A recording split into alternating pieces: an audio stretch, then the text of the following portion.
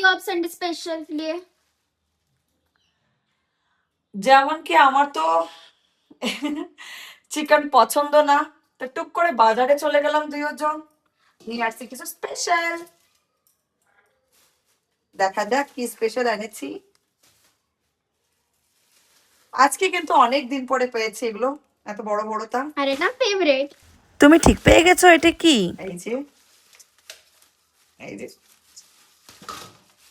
সাইজটা দেখো, আমার বাচ্চারা কিন্তু ইস, এই যে সাইজ, দুটোই কিন্তু 1 কেজি 200 গ্রাম ভরলো। এই যে সাইজ কিন্তু ফ্রেন্ডস, এই যে সাইজ। আমার বাচ্চারা কিন্তু মাছ খাওয়া অতটা পছন্দ করে না, আর আমার কিন্তু চিকেন পছন্দ। এই যে সাইজটা দেখো ফ্রেন্ডস, আমাদের এখানে কিন্তু সবসময় পাওয়া যায় না, দুই এক সময় পাওয়া যায়। আর এত বড় সাইজ দেখে আমার হাজবেন্ড তো একদম থামতে পারলো না, বলে কি না নিয়েই যাব। এই যে আমি গেছিলাম অ্যাকচুয়ালি বাজারে ছোট ছোট বাটা মাছ আনতে, যে আমি ছোট মাছ অনেকদিন ধরে খাওয়া হয় না, এক সানডেতেই বাজারে আমি যেতে পারি, সেইটা মনে করে গেছিলাম বাজারে, যে ছোট ছোট বাটা মাছ আনবো পাতলা রসা করতে কিংবা ভাজা খেতে। সে ভিতরে ওই মাছ তো পাওয়া হয়নি, এই মাছ পেয়ে তাই নিয়ে আসলাম। এই যে,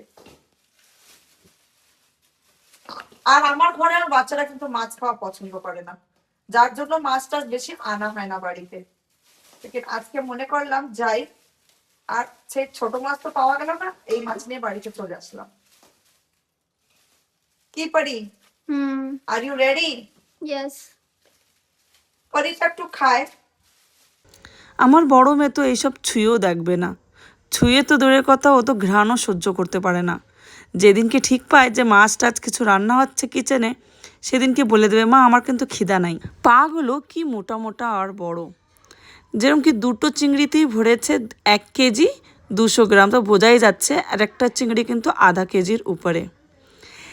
সকালে এনেছিল চিকেন বড় মেয়ের জন্য, আর যার জন্যই কিন্তু বিকালে আমাকে আবার নিয়ে গেছে মাছের জন্য আবার রান্না।